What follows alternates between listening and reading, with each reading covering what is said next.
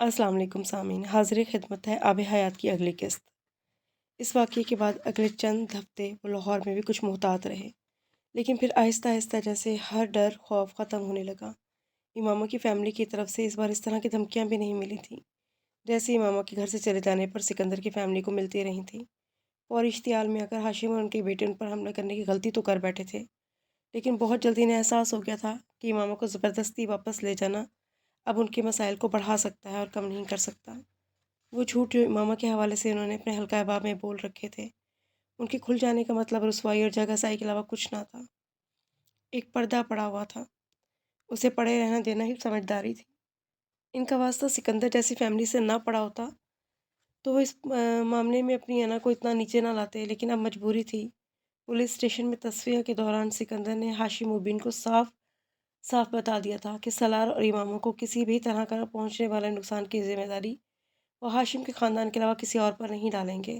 عام حالات میں ہاشم اس بات پر مشتعل ہوتے، لیکن ایک رات حوالات سے نکلنے کے لیے ہر طرح کے اثر و رسوخ کو استعمال کر کے ناکام ہونے کے بعد ان کا جوش ہوش میں تبدیل ہونے لگا تھا۔ جہاں تک سالار اور امامہ کا تعلق تھا، ان کے لیے سب کچھ شر میں سے خیر تھی۔ وہ خدشات جن کا شکار وہ اسلام آباد میں قیام کے دوران ہوئے تھے، وہ آہستہ آہستہ غائب ہونے لگا تھا۔ یہ خاص طور پہ امامہ کے لیے معجزے سے کم نہیں تھا۔ اس نے تصور بھی نہیں کیا تھا کہ وہ کبھی اتنی آزادی کے ساتھ رہ سکے گی۔ سالار نے ٹھیک کہا تھا۔ چند ہفتوں میں اس کی فیملی کا رویہ پھر سے نارمل ہو گیا تھا، حتیٰ کہ طیبہ کی تلخی بھی ختم ہو گئی تھی۔ اس میں زیادہ ہاتھ امامہ کا ہی تھا۔ وہ فطرتاً صلح جو اور فرما بردار تھی۔ رہی صحیح کسر اس کے حالات نے پوری کر دی تھی۔ پیچھے میکا ہوتا تو شاید کوئی بات بری لگنے پر وہ بھی اس طرح موڈ آف کرتی جس طرح سکندر کی دوسری بہو میں کبھی کبھار کرتی تھی، مگر پیچھے کچھ بھی نہیں تھا۔ احسان مند ہونے کے لیے اتنا بھی بہت تھا کہ وہ اس شخص کی فیملی تھی جو اسے سر پر اٹھائے پھرتا تھا۔ کوئی وسیم ہاشم صاحب ملنا چاہ رہے ہیں آپ سے۔ اپنی آفس کی کرسی میں جھولتا سالار کچھ دیر کے لیے ساکت ہو گیا۔ کہاں سے آئے ہیں؟ اس نے ایک لمحے کے لیے اپنے کانٹیکٹس کی لسٹ کو کھنگال لی تھی۔ وہاں صرف ایک وسیم ہاشم تھا، اسلام آباد سے۔ کہہ رہے ہیں آپ کے دوست ہیں، ریسیپشنسٹ نے مزید بتایا۔ بھیج دو۔ اس نے انٹرکام رکھ دیا۔ وہ خود سیدھا ہو کر بیٹھ گیا۔ آج کے دن وہ ایسے کسی وزٹ کے لیے تیار نہیں تھا۔ وسیم کے وہاں آنے کا مقصد کیا تھا؟ دونوں خاندانوں کے درمیان ہونے والے جھگڑے کو چند ہفتے گزر چکے تھے۔ وہ چند لمحے تک کچھ سوچتا رہا، پھر اپنی کرسی سے اٹھ کر دروازے کی طرف بڑھا۔ تبھی وسیم دروازہ کھول کر اندر داخل ہوا۔ ایک لمحے کے لیے دونوں ساکت رہ گئے، پھر سالار نے ہاتھ بڑھایا۔ وسیم نے بھی ہاتھ بڑھا دیا تھا۔ ایک طویل عرصے کے بعد ان دونوں کے درمیان ہونے والی وہ پہلی ملاقات تھی۔ کیا لوگے، چائے یا کافی؟ سالار نے بیٹھتے ہوئے کہا تھا۔ کچھ نہیں، میں صرف چند منٹ کے لیے آیا ہوں، وسیم نے جواباً کہا۔ وہ دونوں کسی زمانے میں بہت گہرے دوست تھے، لیکن اس وقت ان کے درمیان جو تکلف کی دیوار حائل تھی وہ بہت مشکل لگ رہا تھا۔ سالار نے دوبارہ کچھ پوچھنے کے بجائے انٹرکام پر چائے کا آرڈر دے دیا۔ امامہ کیسی ہے؟ اس کے ریسیور رکھتے ہی وسیم نے پوچھا۔ شی از فائن، سالار نے نارمل انداز میں جواب دیا۔ میں اس سے ملنا چاہتا تھا، ایڈریس تھا میرے پاس تمہارے گھر کا، لیکن میں نے سوچا پہلے تم سے پوچھ لوں، وسیم نے بے حد جتانے والے انداز میں سے کہا۔ ظاہر ہے تمہیں یہ پتہ چل سکتا ہے کہ میں کہاں کام کر رہا ہوں، تو ہوم ایڈریس جاننے میں زیادہ مشکل تو نہیں ہوتی، سالار نے بے حد معمول کے لہجے میں اسے کہا۔ میں ملنا چاہتا ہوں اس سے۔ مناسب تو شاید نہ لگے، لیکن میں پھر بھی پوچھوں گا تم سے کس لیے، سالار نے جواباً بڑے فرینک انداز میں کہا۔ کوئی وجہ نہیں ہے میرے پاس، وسیم نے جواباً کہا۔ اس دن ریسٹورنٹ میں جو چٹ وہ تم نے بھیجی تھی میں جانتا ہوں، سالار نے اس کی بات کاٹی تھی۔ وسیم ایک لمحے کے لیے بول نہیں سکا، پھر اس نے کہا تم نے اور امامہ نے جو کچھ کیا وہ بہت غلط کیا۔ وسیم چند لمحوں کی خاموشی کے بعد بولنے لگا تھا۔ سالار نے اس کی گفتگو میں مداخلت نہیں کی تھی، لیکن اب جو کچھ ہونا تھا وہ ہو چکا ہے۔ میں امامہ سے ملنا چاہتا ہوں، تمہاری فیملی کو پتہ ہے؟ سالار نے پوچھا۔ نہیں، انہیں پتہ چلے گا تو وہ مجھے بھی گھر سے نکال دیں گے۔ سالار اس کا چہرہ دیکھتا رہا۔ وہ اس کا سچ اور جھوٹ نہیں جان سکتا تھا، اس کی نیت کیا تھی اندازہ نہیں کر سکتا تھا، لیکن وہ اور امامہ ایک دوسرے کے بہت قریب آ چکے تھے۔ وہ یہ ضرور جانتا تھا، شاید یہی وجہ تھی کہ اس رات وسیم نے اسے امامہ کے ساتھ دیکھ کر اسے اپنے باپ بھائی کے دیکھنے سے پہلے متنبہ کرنے کی کوشش کی تھی، لیکن سالار کے لیے پھر یہ مشکل تھا کہ وہ اسے امامہ سے ملنے کی اجازت دے دیتا۔ اس میل جول کا پتہ چلنے پر امامہ کی فیملی کے لیے اسے نقصان پہنچانا آسان ہو جاتا۔ وہ اگر اس کے اپارٹمنٹ تک پہنچ جاتا تو وہاں سے امامہ کو کہیں اور لے جانا بھی مشکل نہ تھا۔ وہ یقین کرنا چاہتا تھا کہ وسیم کسی غلط ارادے سے تو اس کے پاس نہیں آیا تھا، لیکن پھر بھی وہ رسک نہیں لے سکتا تھا۔ وسیم میں نہیں سمجھتا اب اس کا کوئی فائدہ۔ اس نے بالآخر بہت صاف الفاظ میں اسے کہا، امامہ میرے ساتھ خوش ہے، اپنی زندگی میں سیٹل ہے، میں نہیں چاہتا وہ اپسیٹ ہو جائے یا اسے کوئی نقصان پہنچے۔ میں نہ تو اسے اپسیٹ کرنا چاہتا ہوں نہ کوئی نقصان پہنچانا چاہتا ہوں، بس کبھی کبھار اسے ملنا چاہتا ہوں۔ وسیم نے اس کی بات کاٹی۔ میں اس پر سوچوں گا وسیم، لیکن یہ بہت مشکل ہے، میں نہیں چاہتا کہ تمہیں کوئی استعمال کر کے۔ وسیم نے اس کی بات کاٹ دی۔ میں بھی نہیں چاہتا کہ اسے کوئی نقصان پہنچے۔ ایسی کوئی خواہش ہوتی تو اتنے سالوں میں تم سے پہلے رابطہ کرتا۔ میں جانتا تھا کہ تم سے شادی کر کے گھر سے گئی ہے، تم انوالو تھے پورے معاملے میں، لیکن میں نے اپنی فیملی کو کبھی یہ نہیں بتایا۔ سالار ایک لمحے کے لیے چھٹکا، پھر اس نے کہا، وہ اتنے عرصے سے میرے ساتھ نہیں تھی، نہیں ہوگی، لیکن وہ تم سے شادی کر کے گئی تھی، یہ میں جانتا تھا۔ اس کا لہجہ حتمی تھا۔ سالار اسے دیکھ کر رہ گیا۔ اس کے دوستوں کا سرکل تقریباً ایک ہی تھا۔ اس میں اگر کسی نے امامہ اور اس کی شادی کے حوالے سے کچھ حقیقی اطلاعات وسیم کو دے دی تھی تو یہ کوئی اتنی حیرت انگیز بات نہیں تھی۔ میں سوچوں گا وسیم، سالار نے بحث کرنے کے بجائے پھر وہی جملہ دہرایا۔ وسیم مایوس ہوا تھا۔ میں 2 دن کے لیے لاہور میں ہوں اور یہ میرا کارڈ ہے، میں اسے واقعی ملنا چاہتا ہوں۔ وسیم نے مزید کچھ کہے بغیر جیب سے کارڈ نکال کر اس کی ٹیبل پر رکھ دیا تھا۔ اس رات وہ خلاف معمول کچھ زیادہ خاموش تھا۔ یہ ماما نے نوٹس کیا تھا، لیکن اس کی وجہ سمجھ نہیں آئی تھی۔ اس نے ہمیشہ کی طرح آفس میں کام کے پریشر کو ذمہ دار گردانا تھا۔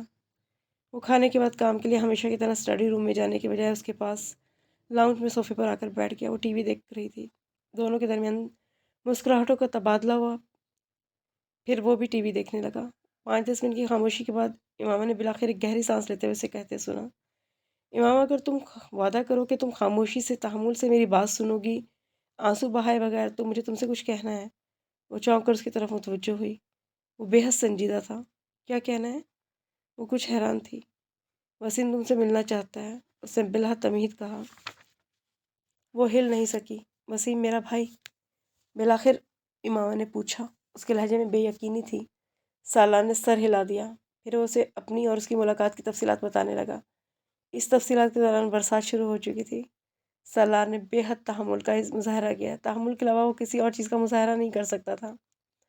تم نے اسے آنے کیوں نہیں دیا؟ اسے تم اپنے ساتھ لے کر کیوں نہیں آئے؟ اس نے ہچکی اور سسکیوں کے درمیان روتے ہوئے گفتگو کو درمیان میں سے کاٹا۔ مجھے پتا تھا وسیم مجھے معاف کر دے گا۔ وہ بھی مجھے اتنا ہی مس کرتا ہوگا جتنا میں اسے مس کرتی ہوں۔ میں تم سے کہتی تھی نا وہ۔ سالار نے اس کی بات کاٹ دی۔ جذباتی ہونے کی ضرورت نہیں ہے ماما، میں جانتا ہوں کیوں ملنا چاہتا ہے تم سے، لیکن اس کے ساتھ تمہارے ملنے میں بڑے نقصان کا نتائج بن سکتے ہیں۔ سالار اس کے آنسوں سے متاثر ہوئے بغیر بولا۔ وہ وسیم کے حوالے سے کچھ واقعی خدشات کا شکار تھا۔ کچھ نہیں ہوگا، مجھے پتہ ہے، کچھ بھی نہیں ہوگا، وہ بہت اچھا ہے۔ تم اسے فون کر کے ابھی بلاؤ، میں کل اسے بلا لوں گا، لیکن وہ اگر کبھی اکیلے یہاں آنا چاہے تو تمہیں کہیں بلائے تو تم نہیں جاؤ گی۔ سالار نے اس کی بات کاٹتے ہوئے کہا، اور میں ایک بار پھر دہرا رہا ہوں، نہ وہ یہاں اکیلا آئے گا نہ تم اس کے فون کرنے پر کہیں جاؤ گی۔ سالار نے بڑی سختی سے اسے تاکید کی تھی۔ میں اس کے بلانے پر کہیں نہیں جاؤں گی، لیکن اس کے یہاں آنے پر اعتراض کیوں ہے تمہیں؟ اس نے احتجاج کیا۔ وہ میرے گھر میں ہوتے ہوئے آئے، مجھے کوئی اعتراض نہیں، لیکن وہ اکیلا یہاں نہ آئے۔ وہ تو خیر سے نیچے سیکیورٹی والے بھی ہیں، میں انہیں بتا دوں گا۔ وہ میرا بھائی ہے سالار۔ امامہ نے بے عزتی محسوس کی۔ جانتا ہوں، اسی لیے تم سے یہ کہہ رہا ہوں۔ میں تمہارے حوالے سے اس پر یا کسی پر بھی اعتبار نہیں کر سکتا، لیکن تم مجھے بس یہ بتاؤ کہ تمہیں اس سے ملنا ہے یا نہیں۔ اگر تمہیں بحث کرنی ہے اس ایشو پہ تو بہتر ہے کہ وسیم آئے ہی نہ۔ سالار نے اس کا جملہ مکمل نہیں ہونے دیا۔ ٹھیک ہے، میں اسے اکیلے نہیں بلاؤں گی یہاں پر۔ اس نے آنکھیں رگڑتے ہوئے فوراً سے پیشتر گھٹنے ٹیک دیے۔ مجھے اس سے فون پر بات کرنی ہے۔ سالار نے کچھ کہنے کے بجائے وسیم کا وزٹنگ کارڈ لا کر اسے دے دیا اور وہ خود اسٹڈی روم میں چلا گیا۔ چند بار بیل ہونے پر وسیم نے فون اٹھایا۔ اس کی آواز سننے پر امامہ کے حلق میں آنسوں کا پھندہ سا لگ گیا۔ ہیلو، میں امامہ ہوں۔ وسیم دوسری طرف کچھ بول نہیں سکا کچھ دیر تک۔ پھر جب وہ بولنے کے قابل ہوا تب اس کی آواز بھی بھرانے لگی۔ وہ 2 گھنٹے تک ایک دوسرے سے باتیں کرتے رہے، بے ہنگم، بے ربط، بے مقصد خاموشی کے لمبے وقفوں والی گفتگو۔ لیکن اس گفتگو میں کوئی شکوے نہیں ہوئے، کوئی ملامت مذمت نہیں ہوئی۔ وقت اتنا آگے گزر چکا تھا کہ سب کچھ کہنا بیکار تھا۔ وسیم شادی کر چکا تھا، اس کے 3 بچے تھے، فیملی میں اور بھی بہت سارے لوگوں کا اضافہ ہو چکا تھا۔ وہ بہتے آنسوؤں کے ساتھ اضافے کی تفصیلات سن رہی تھی۔ سالار 2 گھنٹے بعد اسٹڈی سے نکلا تو لاؤنج میں فون کان سے لگائے سرخ آنکھوں اور ناک کے ساتھ وسیم سے گفتگو میں مصروف تھی۔ وہ اس کے پاس سے گزر کر بیڈ روم میں گیا اور اسے یقین تھا امامہ نے اسے ایک بار پھر سر اٹھا کر نہیں دیکھا تھا۔ وہ سونے کے لیے بیڈ پر لیٹنے کے بعد بھی بہت دیر تک اس نئی ڈیولپمنٹ کے بارے میں سوچتا رہا۔ پتہ نہیں ٹھیک ہو رہا ہے یا غلط۔ وہ امامہ کا کوئی دوسرا بھائی ہوتا تو وہ کبھی بھی اس سے رابطہ نہ کرواتا، لیکن وسیم کے حوالے سے تحفظات رکھنے کے باوجود کسی حد تک کچھ نرم گوشہ رکھنے پر مجبور تھا۔ اگر اس کی فیملی کا ایک فرد بھی اس سے رابطہ رکھتا تو وہ جانتا تھا کہ امامہ ذہنی طور پہ بہتر محسوس کرے گی۔ اسے پیچھے اپنی فیملی کی عدم موجودگی کی جو احساس کمتری ہے وہ اتنے مہینوں بعد کم از کم سالار سے ڈھکا چھپا نہیں رہا تھا۔ وسیم اگلے دن 2 بجے آیا تھا۔ 2 بجے تک امامہ کو گھر میں کسی مرد کی موجودگی کا احساس تک نہیں ہوا تھا۔ وہ ملازمہ کے ساتھ کھانا تیار کرتے ہوئے اس سے اپنی فیملی کی باتوں میں مصروف تھی، اس تازہ ترین اپڈیٹ کے ساتھ جو اسے رات کو وسیم سے ملی تھی۔ اس نے پہلی بار اسے ملازمہ کے ساتھ اتنے جوش و خروش سے بات کرتے سنا تھا۔ وہ حیران تھا، حیران کہ اس کی کیفیت کو اتنے مؤثر طریقے سے بیان نہیں کر سکتی تھی۔ وسیم کا استقبال اس نے سالار سے بھی پہلے دروازے پر کیا تھا۔ بہن اور بھائی کے درمیان ایک جذباتی سا سین ہوا جس میں سالار نے دونوں کو تسلی کے چند الفاظ دے کر کچھ کردار ادا کیا تھا۔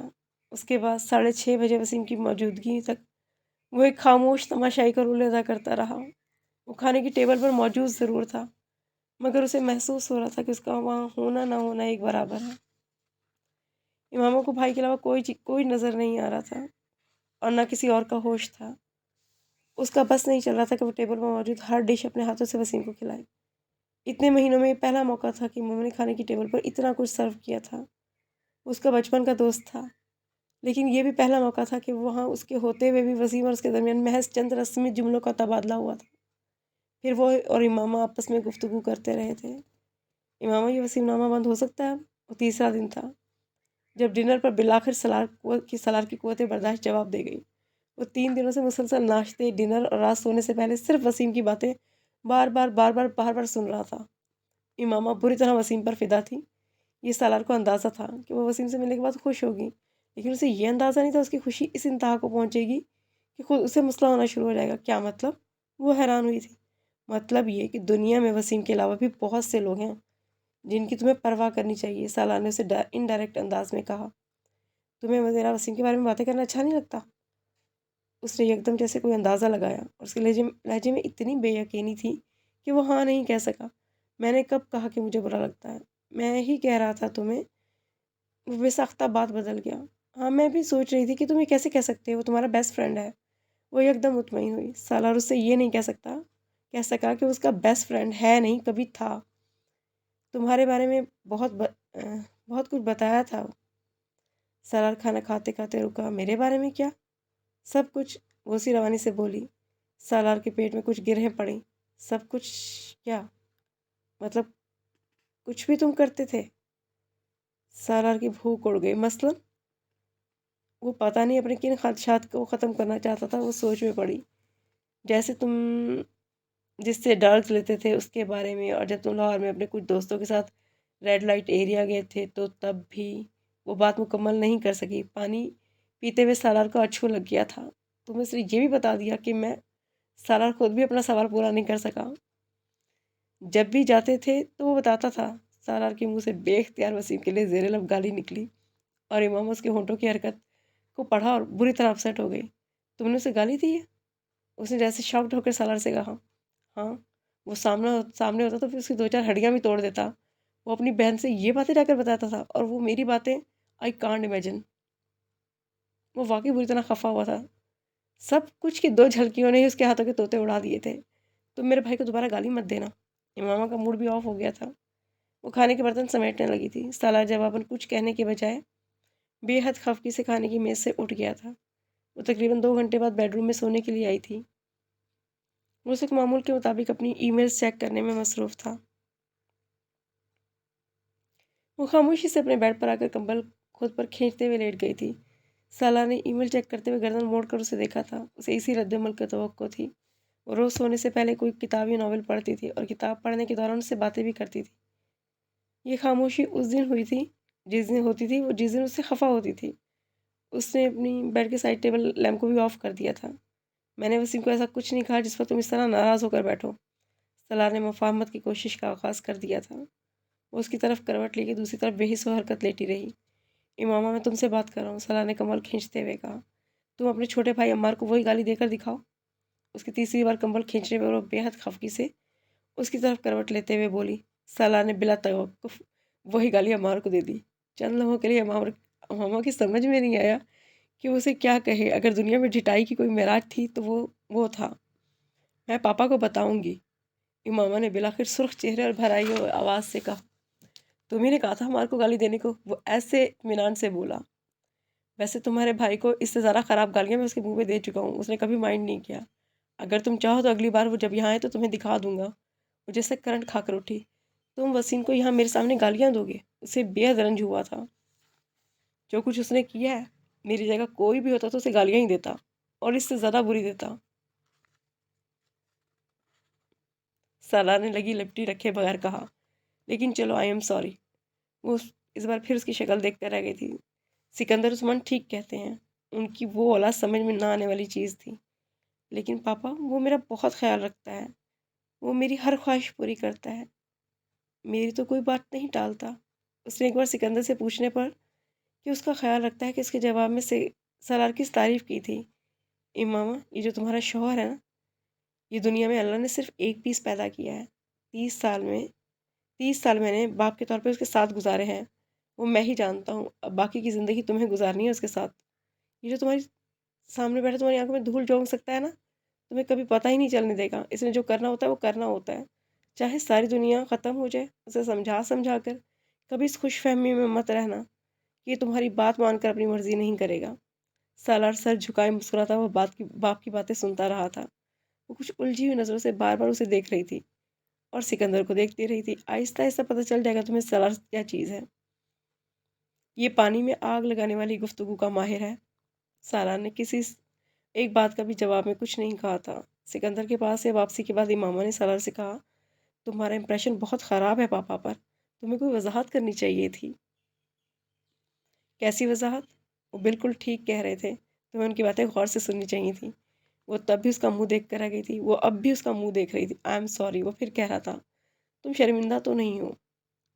اس نے اسے شرمندہ کرنے کی آخری کوشش کی۔ ہاں، وہ تو میں نہیں ہوں، لیکن چونکہ تمہیں میرا سوری کہنا اچھا لگتا ہے، اس لیے آئی ایم سوری، اس نے تپانے والی مسکراہٹ کے ساتھ کہا تھا۔ امامہ نے جواب دینے کے بجائے سائڈ ٹیبل پر پڑا پانی کا پورا گلاس پیا اور دوبارہ کمبل کھینچ کر لیٹ گئی۔ پانی اور لا دوں؟ وہ اسے چھیڑ رہا تھا۔ امامہ نے پلٹ کر نہیں دیکھا۔ وہ نیند میں سیل فون کی آواز پر ہڑبڑا کر اٹھی تھی۔ وہ سالار کا سیل فون تھا۔ ہیلو، سالار نے نیند کی کروٹ لیتے ہوئے سائڈ ٹیبل سے فون اٹھا کر کال ریسیو کی تھی۔ امامہ نے دوبارہ آنکھیں بند کر لی تھی۔ ہاں، بات کر رہا ہوں، اس نے سالار کو کہتے سنا۔ پھر اسے محسوس ہوا جیسے وہ ایک دم بستر سے نکل گیا ہے۔ امامہ نے آنکھیں کھولتے ہوئے نیند تاریکی میں سے دیکھنے کی کوشش کی۔ وہ لائٹ آن کیے بغیر اندھیرے میں کمرے میں نکل کر لاؤنج میں چلا گیا تھا۔ وہ کچھ حیران ہوئی تھی کہ کس کا فون ہو سکتا ہے جس کے لیے وہ رات کے اس پہر یوں اٹھ کر گیا ہے۔ آنکھیں بند کیے وہ کچھ دیر اس کی واپسی کا انتظار کرتی رہی، لیکن جب وہ کافی دیر تک واپس نہیں آیا تو وہ کچھ بے چین ہو کر کمرے سے اٹھ کر لاؤنج میں آئی۔ وہ لاؤنج کے صوفے پہ بیٹھا فون پر بات کر رہا تھا۔ اسے دیکھ کر ایک لمحے کے لیے وہ فون پر بات کرتے کرتے رکا۔ ایک جینس اور شرٹ پیک کر دو میری، مجھے ابھی اسلام آباد کے لیے نکلنا ہے۔ کیوں؟ خیریت تو ہے؟ وہ پریشان ہوئی تھی، اسکول میں آگ لگ گئی ہے۔ اس کی نیند پلک جھپکتے میں غائب ہو گئی تھی۔ سالار اب دوبارہ فون پر بات کر رہا تھا۔ بے حد تشویش کے عالم میں واپس آ کر اس کا بیگ تیار کیا۔ وہ تب تک کمرے میں واپس آ چکا تھا۔ آگ کیسے لگی؟ یہ تو وہاں جا کر پتہ چلے گا۔ وہ بے حد اجرت میں اپنے کپڑے نکالتے واش روم میں گھس گیا۔ وہ بیٹھی رہی، اس کی پریشانی کا اندازہ کر سکتی تھی۔ شادی کی شروع کے چند مہینے چھوڑ کر اب اوپر نیچے کچھ نہ کچھ ایسا ہو رہا تھا جو انہیں بری طرح تکلیف پہنچا رہا تھا۔ 10 منٹ میں تیار ہو کر نکل گیا، لیکن وہ دوبارہ بستر پہ نہیں جا سکی۔ اس نے باقی کی ساری رات اسی پریشانی میں کاٹی، دعائیں کرتے ہوئے۔ سالار سے اس کی ایک دو بار چند منٹ کی بات ہوئی تھی، لیکن وہ فون پر مسلسل مصروف تھا۔ امامہ نے اسے ڈسٹرب کرنے سے گریز کیا۔ اس کی گاؤں پہنچنے کے بعد بھی آگ پر قابو نہیں پایا جا سکا تھا۔ وجہ فائر بریگیڈ کا بروقت دستیاب نہ ہونا۔ آگ کا اتنے گھنٹوں کے بعد نہ بجھ پانے کا مطلب یہ تھا۔ امامہ